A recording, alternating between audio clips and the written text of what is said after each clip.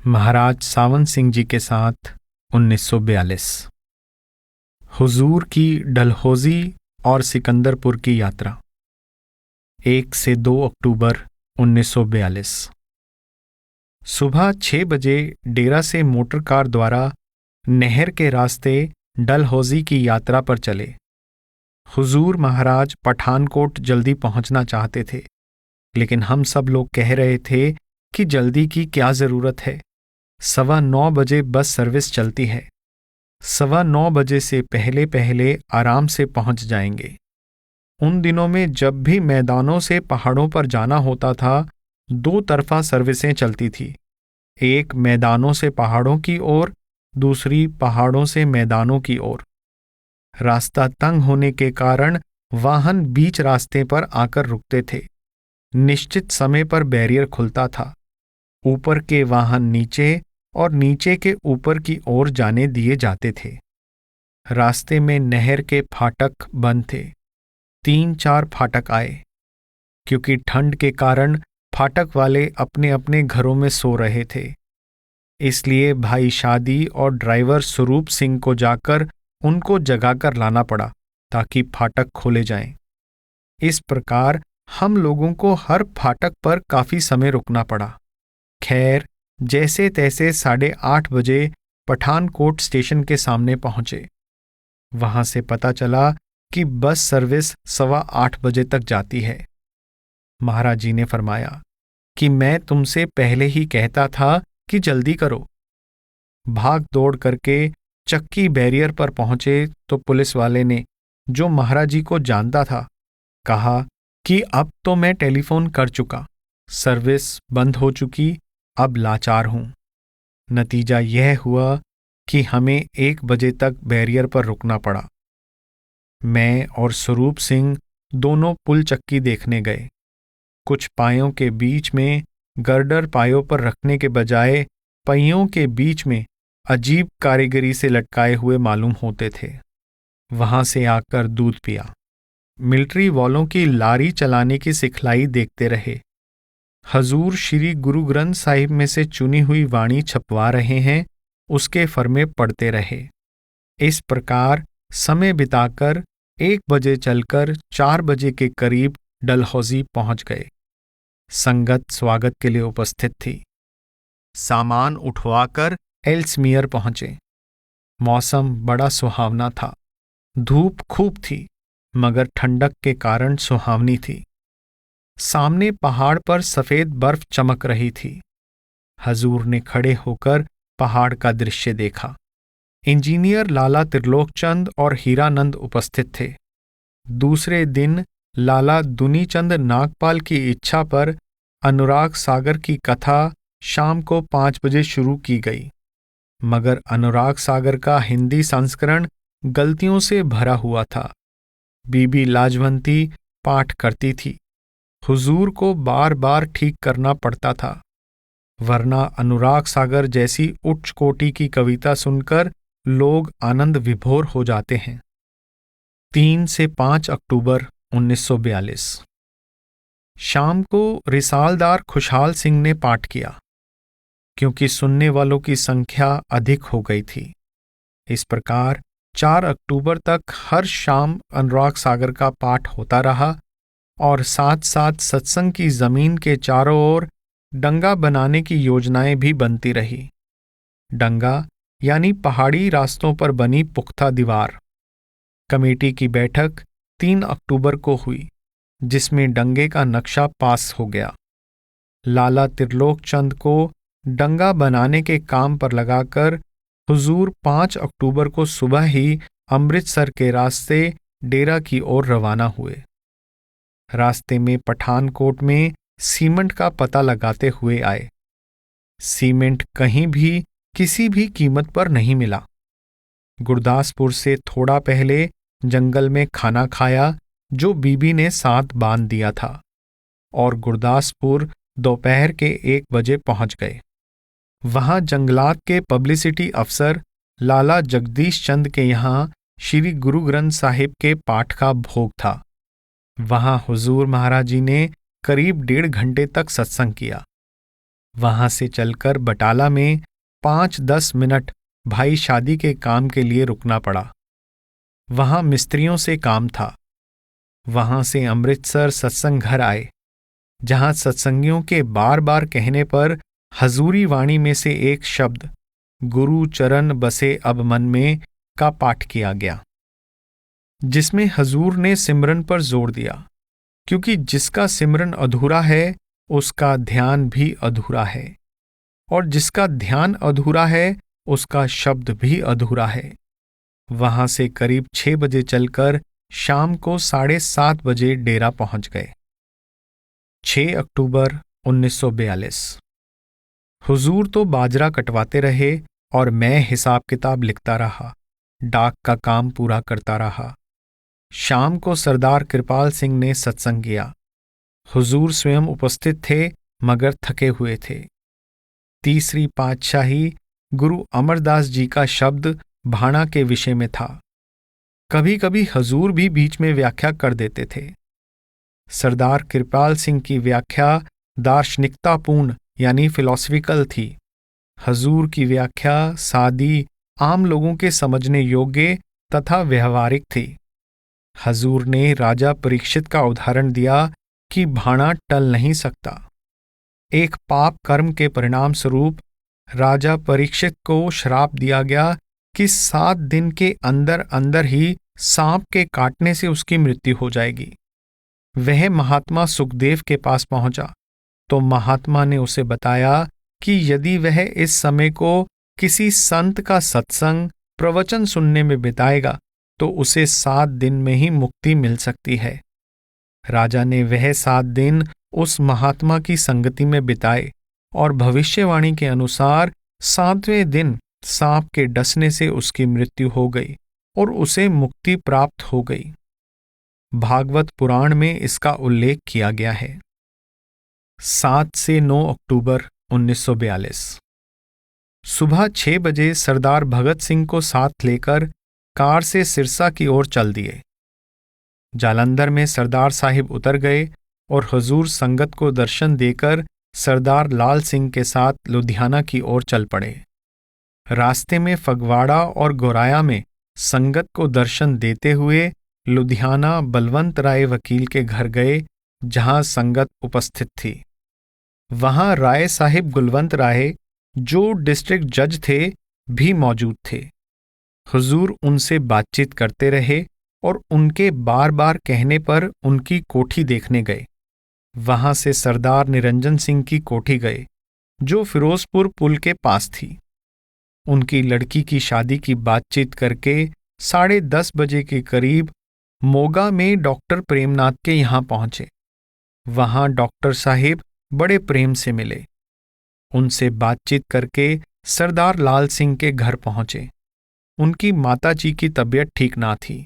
उनकी तबीयत के बारे में पूछकर और सरदार साहिब की कोठी को देखकर हुजूर 12 बजे के करीब चल पड़े।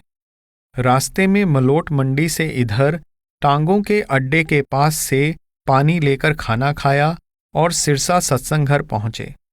वहां से केरे गए और केरे में कुछ समय रुककर सिकंदरपुर हुजूर के सबसे छोटे पुत्र सरदार साहिब हरबंस सिंह के मकान पर गए। मशीनों की मरम्मत हो रही है। सिकंदरपुर में महाराज जी का रोज का कार्यक्रम इस प्रकार है। महाराज जी सुबह नहा धोकर और नाश्ता करके 9 बजे के करीब केरे में, जहां मशीनें लगी हुई हैं और जो आबादी से 2-3 मील दूर सड़क के किनारे सिरसा और हिसार के बीच है, पैदल जाते हैं और वहां जाकर काम की देखभाल करते हैं। 1:30 बजे सबका खाना वहीं आ जाता है। सब लोग खाना खाते हैं। खाना खाने के बाद महाराज जी आराम करते हैं और करीब 5 बजे बाहर आते हैं। बाकी लोग अपने अपने काम में लग जाते हैं। मैं खाना खा लेने के बाद आराम चौकी पर टांगे रखकर सो जाता हूं, क्योंकि सेंचो पांजा ने कहा है, वह आदमी धन्य है जिसने पहले पहल नींद का आविष्कार किया और फिर इस आविष्कार को गुप्त न रखा। सेंचो पांजा यानी एक प्रसिद्ध विदेशी उपन्यास का हास्य पात्र। 6 बजे के करीब सब लोग आबादी में वापस आ जाते हैं और महाराज जी सहन में चबूतरे पर कुर्सी डालकर विराजमान होते हैं। बाकी लोग इधर उधर बैठकर सत्संग और वचनों का लाभ उठाते हैं और फिर भोजन के बाद सो जाते हैं। मेरे लिए अलग कमरा और स्नान गृह है तथा हर प्रकार की सुविधा प्राप्त है। जितने लोग आए हैं सबको बढ़िया खाना मिलता है और हर प्रकार का आराम दिया जाता है। हजूर के छोटे सपुत्र सरदार हरबंस सिंह यानी छोटे भाई आदर्श गृहस्थ हैं। मेहमान आ जाएं तो खुश होते हैं, उनका सत्कार करने में कोई कसर नहीं छोड़ते, कोई तकलीफ महसूस नहीं करते और ना ही खर्च की परवाह करते हैं।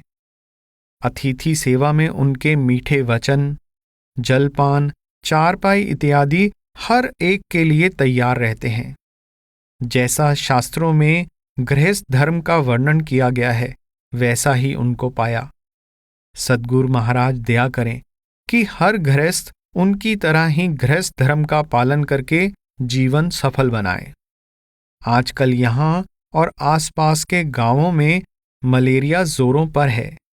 महाराज जी ने सलाह दी कि इसका देशी इलाज यह है कि 7 पत्ते तुलसी के, 4 या 5 दाने काली मिर्च के साथ रगड़कर फिर मुनक्का में जिसमें से बीज निकाल दिए गए हों मिलाकर गोलियां बनाकर खाई जाएं तो मलेरिया रोका जा सकता है। और बीच में बुखार के लिए पित्त पापड़ा, जंगहरड़, चिरायता, अजवाइन तथा गिलोय हर एक का 1 छटांक लेकर 5 सेर पानी में काढ़ा बनाकर 1 छटांक काला नमक भी काढ़े में डाल दें। मलेरिया बुखार वालों को 1-1 छटांक के लगभग दिन में 2-4 बार पिलाएं तो वह कुनैन जैसा ही असर करता है। क्योंकि आजकल लड़ाई के कारण कुनैन कम और महंगी मिलती है, इसलिए महाराज जी ने रोगियों को यही काढ़ा पिलाया और डॉक्टर मुरली मनोहर साहिब को सिरसा से बीमारों को देखने के लिए बुलाया। वह भी यही नुस्खा अपने बीमारों के लिए प्रयोग में ला रहे थे। मेरा विचार है कि अगर रोगी को कब्ज हो तो पहले कब्ज को ही दूर करना चाहिए, फिर इस दवाई से जरूर लाभ होगा। 10 अक्टूबर 1942 सिरसा के नायब तहसीलदार साहिब महाराज जी से मिलने केरे आए। 11 अक्टूबर 1942 सुबह 10 बजे सिरसा सत्संग घर में महाराज जी ने हजूरी पोथी में से सत्संग किया और यह शब्द लिया, सद्गुरु का नाम पुकारो, सद्गुरु को हीरे धारो। हजूरी पोथी यानी सार बचन को उस जमाने में हजूरी वाणी या हजूरी पोथी कहते थे। महाराज जी ने व्याख्या की और इस बात पर जोर दिया कि अभ्यासी को अंतर में तारा दिखाई देने लगे तो निरत को तारे पर जमाना चाहिए। तारा फटेगा तो तारा मंडल नजर आएगा। 12 अक्टूबर 1942 हुजूर, दास और भाई शादी के साथ दोपहर के समय बक बोर्ड द्वारा सरदार बचन सिंह के घर गए। दास यानी डायरी के लेखक राय साहिब मुंशीराम। बक बोर्ड यानी बग्गी, 4 पहियों वाली एक प्रकार की घोड़ा गाड़ी। कुछ दूर यानी 2 मील तक बक बोर्ड सिरसा और हिसार के बीच पक्की सड़क पर चली। बाद में खेतों में से ले जानी पड़ी। कोई रास्ता ना था, खेत भी समतल नहीं थे, इसलिए सफर आराम का नहीं था। बड़े भाई साहिब यानी हुजूर के बड़े सुपुत्र ने खूब सेवा की और चाहते थे कि महाराज जी रात को वहीं विश्राम करें, परंतु महाराज जी को केरे में काम देखना था, इसलिए उन्होंने हठ नहीं किया और हम सब शाम को केरे होते हुए सिकंदरपुर पहुंच गए। 13 अक्टूबर 1942 शाम के 6 बजे सिरसा सत्संग घर में सत्संग किया गया। उपस्थित लोगों में सिरसा के नहर विभाग के एसडीओ, डॉक्टर साहेब और दूसरे बड़े बड़े लोग भी शामिल थे। सब यही चाहते थे कि नाम के भेद का वर्णन किया जाए। महाराज जी ने श्री गुरु ग्रंथ साहिब में से मारू राग महला पहला का यह शब्द पढ़वाया, काम क्रोध पर हर पर निंदा। हजूर ने ऐसी व्याख्या की कि बिना आंतरिक मंडलों तक पहुंचे हुए महात्मा के कोई ऐसी व्याख्या नहीं कर सकता और ना ही इसे समझ सकता है। मतलब यह है कि पहले नेक चलन बनो, उच्च कोटि का चरित्र बनाओ और पूरे गुरु की शरण में जाओ। जब वे नाम का भेद दें तो सिमरन करके मन को एकाग्र करो, तब अंतर में चमकती बिजली दिखाई देगी। फिर सूरज, चांद, शशमाल चक्र और इनके बाद सद्गुरु का नूरी स्वरूप दिखाई देगा। तब शब्द स्वरूप सद्गुरु अंतर में शब्द सुनाकर ऊपर के आत्मिक देशों, तुर्यापद, ब्रह्मलोक से निकालकर पार ब्रह्म में ले जाएंगे। वहां पहुंचकर आत्मा सारे पर्दों, मन और माया से मुक्त होकर पवित्र हो जाएगी और उस समय उसको गुरमुखता या हंस गति प्राप्त हो जाएगी। इसके बाद वह कुल मालिक के दर्शन कर सकेगी। सत्संग के बाद महाराज जी ने सत्संग घर के चौबारों के आगे बरामदे के खंभों का नाप लिया और फिर कमरों के लिए चटाइयों का नाप देखा। इसी बीच रात के 8:15 बज गए और हजूर बकबोर्ड में सिकंदरपुर को चल दिए। रात के 9:30 बजे केरे पहुंचे। वहां भाई शादी, मिस्टर भंडारी, स्वरूप सिंह और गांधी सब प्रतीक्षा कर रहे थे और चिंतित थे कि इतनी देर क्यों हो गई। सब मिलकर सिकंदरपुर की ओर रवाना हुए। रात 10 बजे के करीब खाना खाकर आराम किया। दोनों पाठी लुधियाना जाने के लिए सिरसा में ही रुक गए। 14 अक्टूबर 1942। श्री भंडारी सुबह 10 बजे की गाड़ी से डेरा की ओर चल दिए। हुजूर सारा दिन केरे में काम की देखभाल करते रहे। शाम को सिकंदरपुर आए, बीमारों को काढ़ा पिलाया, समाचार पत्र सुनते रहे, फिर खाना खाकर सब लोग सो गए और यह फैसला हुआ कि सुबह 6 बजे चलेंगे। सिरसा के वृत्तांत को समाप्त करने से पहले एक बड़ा जरूरी वर्णन बाकी है। कुछ अनजान सत्संगी और दूसरे लोग यह एतराज करते सुने गए कि हुजूर इतने बड़े महात्मा और महापुरुष होकर अपने बाल बच्चों का काम दूसरे दुनियादारों की तरह करते हैं और आम गृहस्थियों की तरह बर्ताव करते हैं। हुजूर ने स्वयं केरे में एक दिन शाम को मुझसे कहा कि जिस घराने में जरा सी भी महंती आ जाए, उस घराने के लोग स्वयं कमाकर खाना शान के खिलाफ समझने लग जाते हैं और पूजा सेवा का दान खाते हैं। मैं नहीं चाहता कि मेरी संतान अपाहिजों की तरह समाज पर या मेरे सत्संगियों पर बोझ बन जाए और परमार्थ से गिरकर पूजा और सत्संग के पैसों की आशा रखे। इसलिए मैंने इनको खेती में लगा दिया है। जितना रुपया नौकरी से पेंशन लेने के समय मेरे पास था, वह मैंने इनके लिए जमीन खरीदने में लगा दिया। अगर नगद रुपया इन्हें दे देता तो शायद ये गंवा देते या खर्च कर डालते। मैंने यही ठीक समझा कि नकद रुपया देने के बजाय इनको जमीन खरीद दूं, जिससे अपना निर्वाह करते रहें और कभी कभी आकर इनको सहायता देता रहूं, जिससे ये लोग अपने पांव पर खड़े हो जाएं।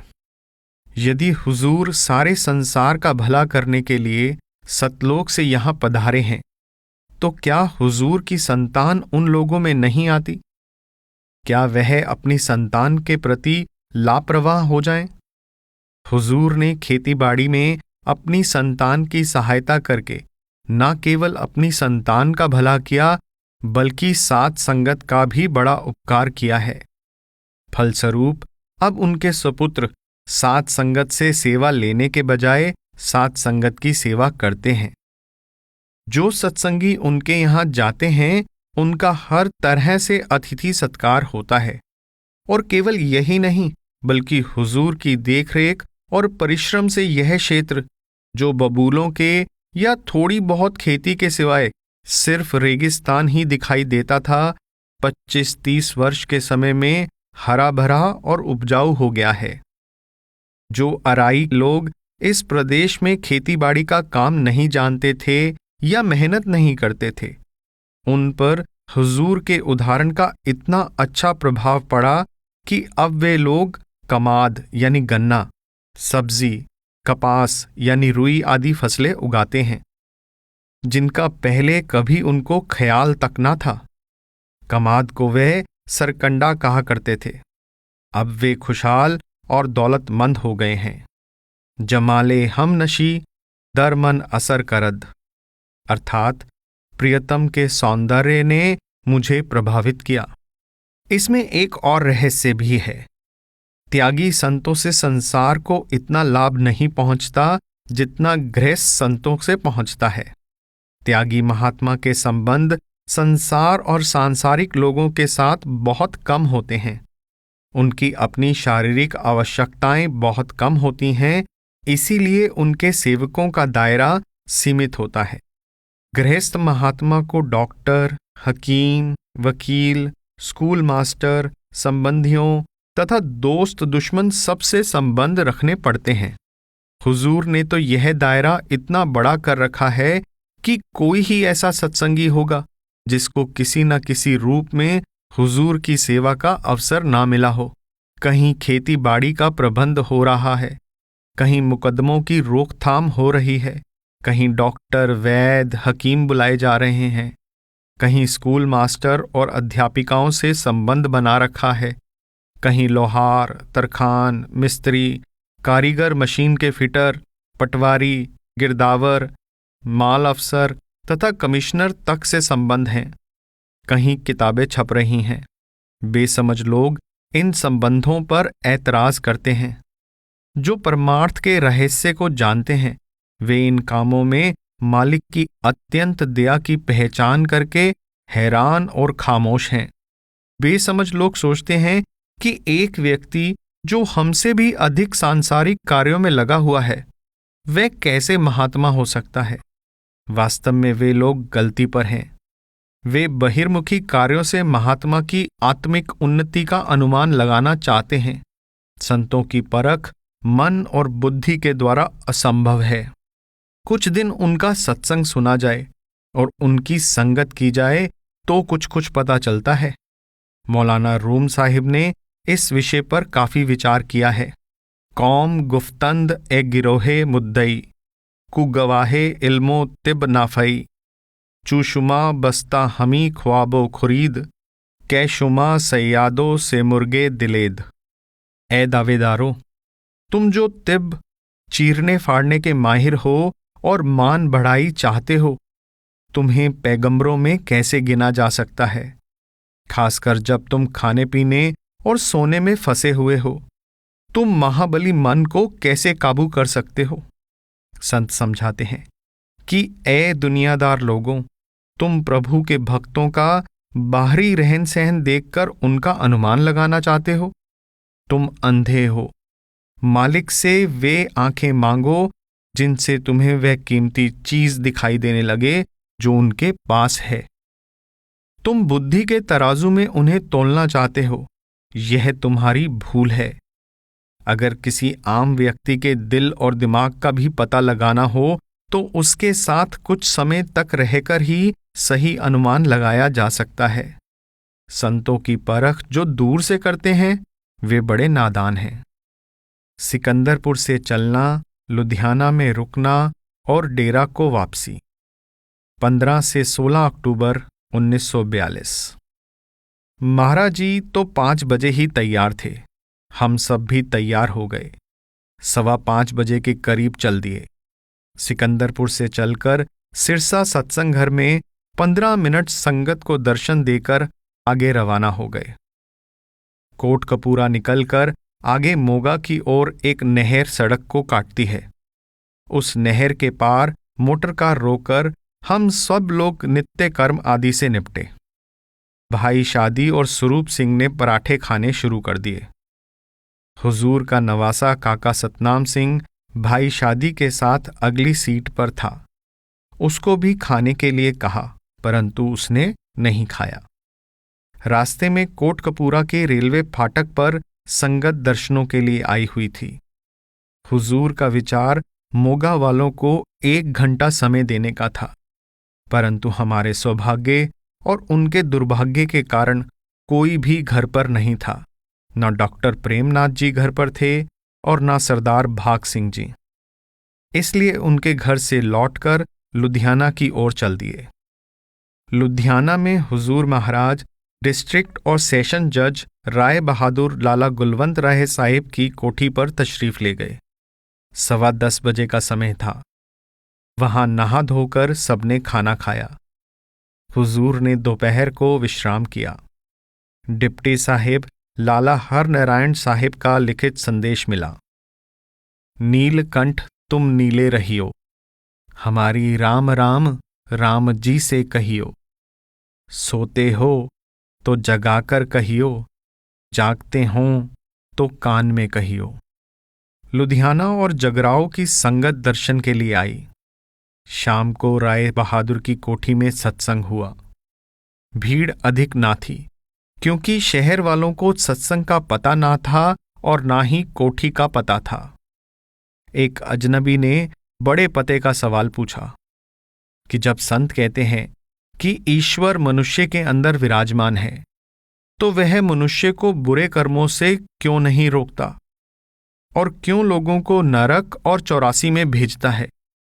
इस सवाल का जवाब गोस्वामी तुलसीदास जी ने अपनी रामचरितमानस की भूमिका में अच्छी तरह से दिया है।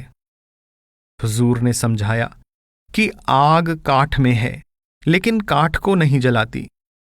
अगर युक्ति से काठ में से आग को प्रकट कर लिया जाए, अर्थात एक लकड़ी दूसरी लकड़ी से रगड़ी जाए, तो काठ में छिपी आग अपना असर दिखाती है। इसी प्रकार अगर अभ्यास से ईश्वर को अंतर में प्रकट कर लिया जाए, तो वह बेशक मनुष्य को बुरे कर्मों से रोकेगा और उसे नरकों और 84 में जाने से बचाएगा। मौलाना रूम ने फरमाया है, गोयंद आ सगा कि नरफतंद राहे रास्त, रहे नीस्त बंदा रा बजनाबे खुदा दर्दग। अर्थात वे नासमझ जो कभी सीधे रास्ते पर नहीं चले कहते हैं कि मनुष्य के लिए परमात्मा तक पहुंचने का कोई रास्ता नहीं, लेकिन यह झूठ है, झूठ है, झूठ है। शाम के सत्संग के बाद कुछ समय आराम करके हुजूर सड़क पर पैदल घूमने चले गए।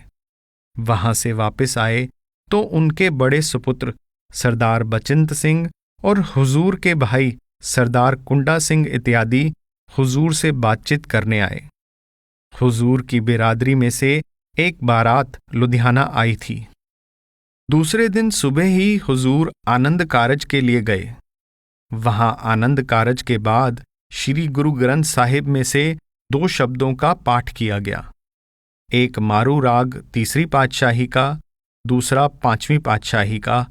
पाठ पढ़ियो और वेद विचारियो। हुजूर ने कहा कि अभी तक लोग गुरु नानक साहिब की ऊंची फिलॉसफी यानी सिद्धांत के द्वार पर भी नहीं पहुंचे हैं। सत्संग के बाद हुजूर फील्डगंज में माई की धर्मशाला में बारातियों से मिलने गए।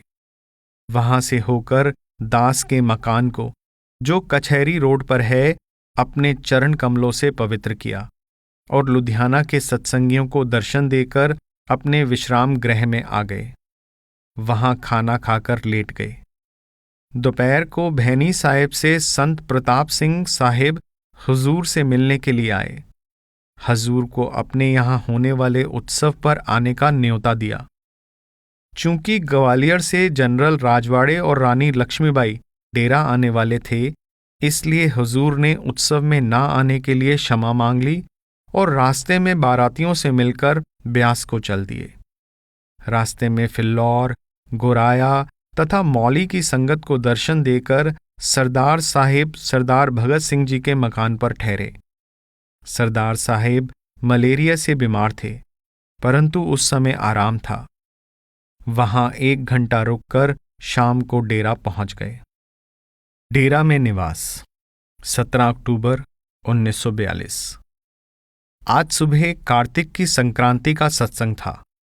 श्री गुरु ग्रंथ साहिब में से 5वीं पातशाही का 12 माह पढ़ा गया। परमार्थ के विषय पर पंजाबी में ऐसी उच्च कोटि की वाणी और कहीं देखने में नहीं आती। इसमें पहले परमार्थ के खोजियों के लिए पूरे गुरु की आवश्यकता पर जोर दिया गया है और फिर मृत्यु के समय का सही चित्र खींचा गया है। हुजूर ने समझाया कि जब मनुष्य की आत्मा शरीर से निकलने को तैयार होती है, उस समय उसके संबंधी बड़ी गलती करते हैं कि उसकी आत्मा को चैन और शांति से शरीर से अलग होने देने के बजाय रोना पीटना और चिल्लाना शुरू कर देते हैं, जिससे मरने वाले को नुकसान होता है। उनको चाहिए कि यह कहकर उसका हौसला बढ़ाए कि हमारी चिंता ना करो, मालिक का ध्यान करो, ताकि वह प्रसन्नता के साथ प्राण त्याग सके। कार्तिक के महीने में गुरु अर्जन साहिब ने कर्मों की फिलॉसफी पर प्रकाश डाला है कि बुरे कर्मों का फल बुरा और अच्छे कर्मों का फल अच्छा होता है, परंतु कर्मों से मुक्ति नहीं मिल सकती। अगर किसी ने पाप कर भी लिए तो उसका उपाय यह है कि नाम की कमाई से उनको साफ किया जाए। पापों को साफ करने का इलाज महात्मा के सत्संग तथा नाम के अभ्यास के सिवाय और कोई नहीं है। डेरा में सुबह का सत्संग करके शाम का सत्संग हजूर ने सत्संगर मजीठा रोड अमृतसर में किया। अंधेरा हो गया था, रात को वहां से वापस डेरा आ गए। 18 अक्टूबर 1942 जनरल राजवाड़े और रानी लक्ष्मीबाई पधारे। सुबह 9:30 बजे सत्संग हो रहा था जब यह साहिबान पहुंचे। हुजूर ने हजूरी वाणी से कार्तिक का महीना लिया और कमलों का रहस्य प्रकट किया जो शरीर के अंदर है। डाक कई दिनों की इकट्ठी हो गई थी, वह सुनी। रात को सर कॉलिन गॉर्बेट पधारे। 19 अक्टूबर 1942 सुबह बाजरे की कटाई होती रही और डाक का काम चलता रहा।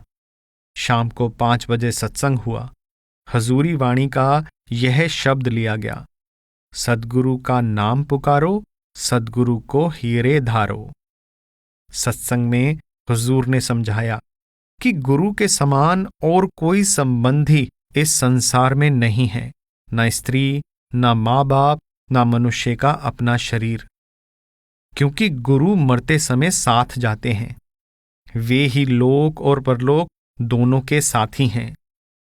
सिमरन चंद्रमंडल से परे नहीं ले जाता, उससे आगे गुरु के स्वरूप का ध्यान आत्मा को खींचकर ले जाता है। सत्संग के बाद हुजूर सर कॉलिन को समय देते रहे। 20 अक्टूबर 1942 हुजूर और सर कॉलिन राय साहिब के कमरे में बातचीत करते रहे। मैं डाक का कार्य करता रहा। लाला त्रिलोकचंद जी का डलहौजी से तार आया कि सीमेंट 2 रुपये प्रति मन से कम नहीं मिलता और वह भी बहुत थोड़ा मिल सकेगा। उनको 1000 रुपया भेजा गया और तार दिया गया कि खरीद लें। इसके बाद हुजूर डाक देखते रहे। पेट्रोल का लाइसेंस जो खो गया था उसकी और लाउडस्पीकर की दरख्वास्त लाला न्यामत राय को रजिस्ट्री करके भेजी गई। सरदार जगत सिंह कल रात वापस चले गए। आज यह शब्द पढ़ा गया, गुरु गुरु मैं हृदय धरती। इसके बाद जनरल और रानी लक्ष्मीबाई मोटर कार में 6:30 बजे शाम को जालंधर और दिल्ली के रास्ते वापस चले गए। श्रीमती मानक भीड़े और सर कॉलिन गॉर्बेट रुक गए। सुना है जाने से पहले ये लोग हजूर से सांगली तशरीफ ले जाने का वचन ले गए हैं। शायद 10 नवंबर के बाद जाएंगे। आज सुबह की डाक हुजूर ने अपने कमरे के ऊपर बरामदे में ही मंगवा ली। डाक के बाद हुजूर अलग अलग लोगों को वक्त देते रहे। शाम को सत्संग में फरमाया कि मेरे मकान के बाहर बोर्ड लगा दो कि 12 बजे से 4 बजे तक कोई मुझसे मिलने की कोशिश ना करे, क्योंकि यह समय मेरे आराम का होता है। सत्संग में पढ़ा गया, धुन सुनकर मन समझाई। सरदार साहिब भगत सिंह जी जलंधर से सत्संग के समय पधारे। हुजूर ने सरदार गुलाब सिंह से कहा कि व्याख्या करो। सरदार साहिब ने बड़ा दार्शनिक उपदेश दिया कि मन और आत्मा की बैठक आंखों के पीछे है। एक और शक्ति मन और आत्मा की बैठक के पास आ ठहरी है। वह है शब्द, जो अनामी से लेकर सतलोक इत्यादि देशों में से गुजरकर तीसरे तिल पर आकर सुनाई देता है।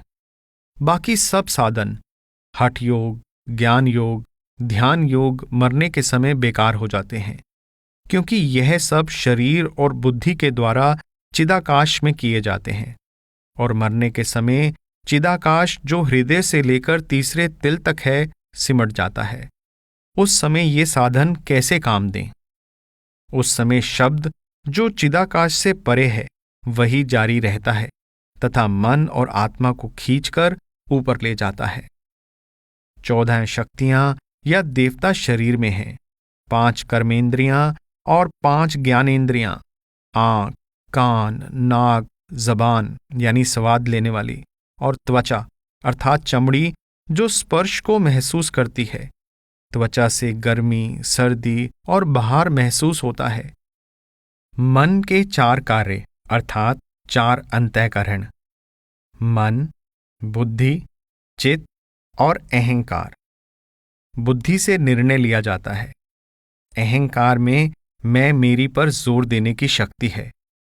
मन स्वाद लेता है और चित्त देखता है। बुद्धि सबसे ऊपर अष्टदल कमल के पास ही है। भजन के समय इन 14 शक्तियों को समेटना होता है। रात के 9 बजे सरदार साहिब जालंधर वापस लौट गए। लाला पृथ्वीनाथ परसों से आए हुए हैं और मेरे पास विराजमान हैं। 22 अक्टूबर 1942। कल रात 11 बजे श्रीमती वॉन एलन पधारी। आज उनको नाम दिया गया। शाम के सत्संग में यह शब्द लिया गया, धाम अपने चलो भाई। सरदार गुलाब सिंह ने व्याख्या की। सरदार साहिब भगत सिंह भी उपस्थित थे। हुजूर ने समझाया कि शरण से मतलब यह है कि अच्छा आचरण बनाकर मन तथा सूरत को समेटकर अष्टदल कमल में, जहां गुरु का नूरी स्वरूप है, पहुंचा देना और गुरु से बातें करना। सत्संग के बाद हुजूर शाम को राय साहिब के चबूतरे पर आ विराजे और सांगली के दौरे के बारे में परामर्श देते रहे। 23 अक्टूबर 1942। आज सुबह 9-10 बजे के बीच भी हुजूर सांगली के दौरे के विषय में विचार विमर्श करते रहे। दोपहर के 12 बजे सर कॉलिन और श्रीमती वॉन एलन हुजूर से विदा लेने ऊपर गए। मुझे भी अनुवादक के रूप में बुलाया गया। हुजूर ने समझाया कि जो कुछ अंतर में देखो किसी से ना कहना, और युद्ध का नतीजा या देश की दशा चाहे कैसी भी हो, मेरा और तुम्हारा संबंध नहीं टूट सकता। दोनों को सुबह प्रसाद दिया गया और दोनों आज दोपहर को चले जाएंगे। शाम को सत्संग में श्री गुरु ग्रंथ साहिब में से मारू राग का शब्द पढ़ा गया, सच्चा आप सवारणहारा।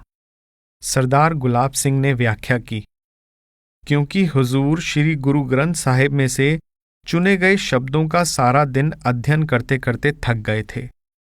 हुजूर ने फरमाया कि नाम मिलना ऊंचे भाग्य का नतीजा है।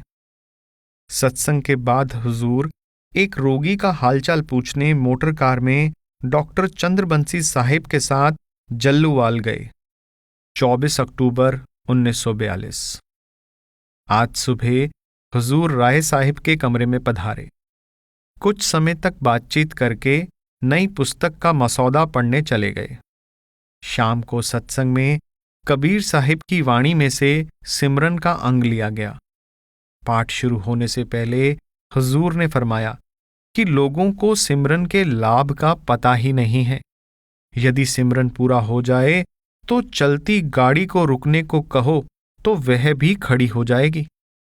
एक निहंग सिख का सिमरन इतना तेज था कि जो कोई बुखार का रोगी उनके पास आता वह पाठ शुरू कर देता। पाठ खत्म होते होते बुखार रफू चक्कर। सिमरन से चंद्रलोक तक जा सकते हैं। वहां जाकर यह संसार भूल जाता है। जितनी देर उधर रहते हैं उतनी देर सांसारिक सुख दुख का अनुभव नहीं होता। लोग सिमरन पर इतना जोर नहीं देते, पहले ही शब्द सुनना शुरू कर देते हैं, पर यह शब्द खींच नहीं सकता। सिमरन में इतना रस है कि ऐसा रस संसार की किसी भी वस्तु में नहीं है। फिर आत्मा और मन को शब्द से मिलने वाले रस का क्या ठिकाना होगा। लेकिन सिमरन ऐसा हो कि मन बाहर ना जाए। अगर मन बाहर जाता है तो उसे दूसरी जंजीर ध्यान की दे दो। सिमरन ऐसा हो कि तन थिर, मन थिर, बचन थिर, सुरत निरत थिर होए। यह नोट करना भूल गया कि बेचारा दिलीपा जो हमारे मकान में रहा करता था, कल दोपहर के 12 बजे के करीब चढ़ाई कर गया।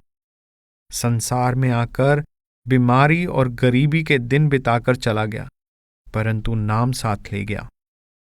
27 अक्टूबर 1942। आज शाम को महात्मा चरणदास जी की वाणी में से शील का अंग पढ़ा गया। कल से 4 रात का ब्लैकआउट है, इसलिए आज्ञा हुई कि शाम की जगह सत्संग सुबह किया जाए, जिससे सूर्यास्त से पहले संगत रोटी खा सके। 28 अक्टूबर 1942। सुबह 9 बजे सत्संग हुआ। महात्मा कबीर की वाणी में से शील का अंग लिया गया। हुजूर ने नामधारियों की रहनी की बड़ी तारीफ की। फरमाया कि संत जीवों पर बड़े बड़े एहसान करते हैं, मगर जतलाते नहीं और ना ही आम तौर पर जीव को उनके उपकार का पता चलता है। शील के अंग के बाद श्री गुरु ग्रंथ साहिब में से 5वीं पातशाही का शब्द पढ़ा गया, दर्शन पेटत पाप सब नासे। 29 अक्टूबर 1942। आज 10 बजे ठठीठिया गांव में भोग था। हुजूर वहां कार द्वारा गए। साथ बख्शी चानन शाह और सरदार जोत सिंह गए। मैं डाक का काम करता रहा। डाक का काम करने वाले को पता चलता है कि इस दुनिया में लोग किस प्रकार दुखी हैं। 90% से भी ज्यादा पत्र ऐसे होते हैं जिनमें लिखने वाला बीमारी, गरीबी या संबंधियों और प्रियजनों की मृत्यु की शिकायत करता है। आम तौर पर पत्रों का उत्तर यही होता है कि सब दुख अपने पिछले जन्म के पापों के परिणाम हैं। मालिक के चरणों में प्रार्थना करो और नाम का सिमरन करो, मालिक दया करेंगे। कभी कभी यह भी लिख दिया जाता है कि अमुक दवा का प्रयोग करो, आराम हो जाएगा। इससे अनजान लोग यही समझेंगे कि जब ऐसे पत्रों का उत्तर एक ही प्रकार का होता है तो पत्र लिखने वाले को क्या संतोष मिलता होगा और उसको पत्र लिखने का क्या लाभ होता होगा। परंतु हुजूर स्वामी जी महाराज ने अपनी पोथी सार बचन में फरमाया है, सहो अब पढ़े जैसी आए, करो फरियाद गुरु से जाए।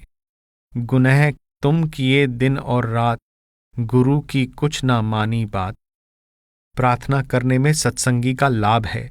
चाहे देखने में ऐसे पत्रों का उत्तर लगभग एक ही प्रकार का होता है, परंतु लिखने वाले को तो उसी समय सहायता मिलती है जब वह अपनी प्रार्थना को विनय पूर्वक लिखता है। एक व्यक्ति ने लिखा था कि मुझे सख्त दर्द है और बड़ी बेचैनी है। उसको जवाब तो साफ साफ ऐसे ही शब्दों में दिया गया था, परंतु आज उसका उत्तर आया है कि जिस दिन से उसने पत्र भेजा है उस दिन से कुछ आराम है। यह एक नहीं बल्कि इस प्रकार के 20 पत्र धन्यवाद के आते रहते हैं, जिससे मनुष्य हैरान हो जाता है। कई पत्रों में यह लिखा आता है कि हुजूर ने फला फला संकट के समय आकर सहायता की। ये पत्र हिंदुस्तान से ही नहीं बल्कि हिंदुस्तान के बाहर अमेरिका, इंग्लैंड के सत्संगियों और हिंदुस्तानी सैनिकों और मोटर कार ड्राइवरों के द्वारा भी भेजे जाते हैं, जो आजकल द्वितीय विश्व युद्ध के कारण भारत से बाहर गए हुए हैं। कोई मिस्र से, कोई मलाया से, कोई बर्मा से, कोई गहरे समुंदर से, कोई अमेरिका के प्रांत कैलिफोर्निया से ऐसी बात लिखता है जिससे हुजूर की अत्यंत दया तथा सहायता पर आश्चर्य होता है जो वे जीवों पर कर रहे हैं। थियोसॉफी की पुस्तक इनविजिबल हेल्पर्स पढ़ी, जो शायद स्वर्गीय श्री लेडबीटर की लिखी हुई है, परंतु जो पत्र यहां आते रहते हैं वे इस पुस्तक के उदाहरणों से कहीं बढ़कर हैं, जिससे स्वामी जी महाराज के ये वचन कि संतों के सत्संगी को प्रतिदिन सहायता मिलती है पूरी तरह ठीक सिद्ध हो जाते हैं। चाहे इसका मतलब अंतर के दृश्यों से लिया जाए या बाहर की सहायता से, दोनों ही मतलब ठीक हैं।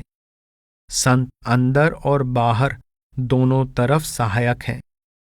अमेरिका से जो पत्र आते हैं उनमें प्राय रूहानी अभ्यास की उन्नति तथा नज़ारों का जिक्र होता है। आज एक अमेरिकन सत्संगी का पत्र आया कि वह आत्मिक शक्ति से लोगों की बीमारियों का इलाज करता है। उत्तर दिया गया कि यदि आत्मिक शक्ति को बाहर सांसारिक कार्यों में खर्च करोगे तो आगे आत्मिक उन्नति बंद हो जाएगी। आज सीरते उल नबी जिल्द 2 का पन्ना 114 पढ़ रहा था।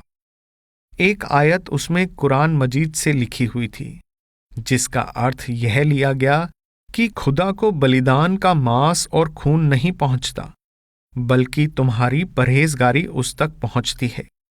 परहेजगारी अर्थात मांस आदि से परहेज करना, इंद्रियों के भोगों से परहेज करना। जानवर का बलिदान सहज है, परहेजगारी कठिन। 30 अक्टूबर 1942। सुबह सत्संग में श्री गुरु ग्रंथ साहिब में से चौथी पातशाही का शब्द राग तिलंग महला चौथा पढ़ा गया। हर किया कथा कहानियां गुरमीत सुनाइयां।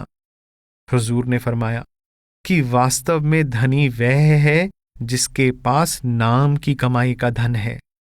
गुरु रामदास जी को गुरु अमरदास जी ने एक कंठा दिया था। जब गुरु रामदास जी बाहर घूम रहे थे तो कोई व्यक्ति गुरु अमरदास जी की निंदा करने लगा। गुरु साहिब ने अपना कंठा उतारकर उसको दे दिया कि यह ले लो, निंदा मत करो। गुरु रामदास जी को अपने गुरु से ऐसा प्रेम था। कमाई करोगे तो आसानी से और शीघ्र ही सतलोक जाओगे। सत्संग के बाद हुजूर वहीं बैठे बैठे बच्चों का नाम रखते रहे, फिर बाजरे को इकट्ठा करने की सेवा में खड़े रहे, फिर डाक देखी। 31 अक्टूबर 1942। सत्संग में हुजूर स्वामी जी महाराज की वाणी में से यह शब्द लिया गया, सूरत तू दुखी रहे हम जानी। उस दिन के दूसरे सत्संग में श्री गुरु ग्रंथ साहिब में से यह शब्द पढ़ा गया, दुनिया ना सलाहे जो मर वंजसी। एक सत्संगी ने सेवा के समय एक 8-9 साल का लड़का पेश किया, जिसे किसी ने 3-4 शेर का पत्थर सिर पर मारा था, लेकिन पत्थर से ना चोट आई, ना जख्म हुआ और ना सूजन हुई। महाराज जी की दया। 1 नवंबर 1942। आज श्री गुरु ग्रंथ साहिब में से पहली पातशाही का यह शब्द पढ़ा गया, जह देखा तह दीन दयाला। उसके बाद हुजूरी वाणी से धन्य धन्य धन धन्य प्यारे क्या कहूं महिमा शब्द की पढ़ा गया। हुजूर ने फरमाया कि 5 शब्द का रास्ता अनादि है। जब मनुष्य को बनाया गया तो साथ ही यह रास्ता उसके अंदर प्रभु ने रख दिया। यह रास्ता कुदरती है, बनावटी नहीं। यही रास्ता मुसलमानों के उच्च कोटि के फकीरों का रहा है। यही कबीर साहिब, तुलसी साहिब, दादू साहिब, पलटू साहिब, मौलाना रूम साहिब, ख्वाजा हाफिज इत्यादि का है। 2 नवंबर 1942। आज सोमवार को नामदान दिया गया। शाम के समय स्त्री पुरुषों को नाम दिया गया। उसके बाद लैंप के प्रकाश में डाक सुनाई गई। मैं और डॉक्टर चंद्रबंसी साहिब बंबई और सांगली की यात्रा के लिए खाने पीने के प्रबंध के बारे में बातचीत करते रहे। आज सुबह राजा साहेब सांगली, जनरल राजवाड़े और पूना तथा बंबई की संगत को प्रोग्राम के बारे में तार भेज दिए गए। अमेरिका की डाक हवाई डाक से भेज दी गई।